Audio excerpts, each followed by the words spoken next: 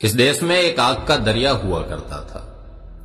दरिया आग का हो या पानी का, दरिया तो आखिर दरिया होता है। बगावती, बदमिजाज, बेसलीका, बेरंग और कभी कभी बिगड़ेल भी। दरियाओं की कहानी कभी सैलाब बनने की होती है, कभी फौलाद होने की, तो कभी पानी इतना बह जाता है कि कीचड़ होना पड़ता है, लेकिन वो आखिर में रहता तो एक दरिया ही है। मुनीर नियाजी का एक शेर अगर इस दरिया की शान में कहा जाए तो तस्वीर से शायद धुंधलापन छंट सकता है कि तुमने तो आदत सी बना ली है मुनीर अपनी, जिस शहर में भी रहना बस उकताए हुए रहना। इस दरिया की तासीर बस यही थी, मिजाज का बगावती, पेशे से आंदोलनकारी और जुबान का राजपूत। इस दरिया का नाम ठाकुर लोकेंद्र सिंह कालवी था, जिसने जीवन भर सफलताओं और असफलताओं से कदबताल करते करते अपने किरदार को रंगमंच पर उस तरकीब से उकेरा कि अदाकारी के सारे कायदे तोड़ दिए।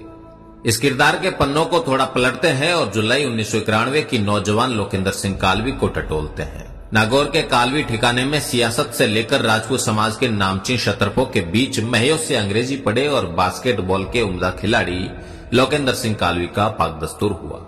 जो पगड़ी लोकेंद्र सिंह कालवी के माथे पर होने वाली थी वो कोई छोटी जिम्मेदारी नहीं थी। उस पगड़ी के साथ एक जिम्मेदारी थी उस महान सामाजिक परंपरा को आगे बढ़ाने की, जिसे सर्वज्ञ कालवी साहब ने उम्र भर साकार किया। सर्वज्ञ कालवी साहब कहा करते थे कि जोगा ने जग पूछे, ना जोगा ने कुण पूछे।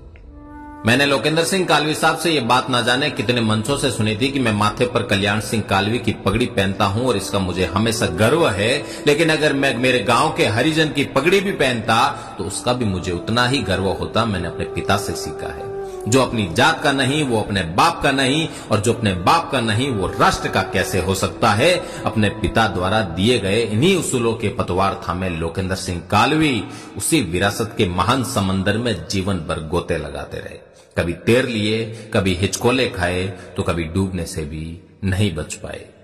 आज कालवी साहब नहीं रहे, उनके पीछे एक बड़ी विरासत है। कालवी परिवार की एक महान परंपरा है। कौन उसका कैसे मूल्यांकन करे मुझे नहीं पता, लेकिन निर्विवाद सत्य तो यही है कि आजादी के बाद राजपूत समाज का ऐसा एक भी आंदोलन नहीं हुआ जिसमें कालवी परिवार का नेतृत्व नहीं रहा हो। आंदोलन सफल और असफल होते हैं, व्यक्ति कामयाब और नाकामयाब होता है, लेकिन विचार हमेशा जिंदा रहते हैं। किसी ने ठीक कहा है कि सुकरात उस दिन जहर ना पीता तो मर जाता। जो जहर विचारों को जिंदा रखे वो पी लेना चाहिए।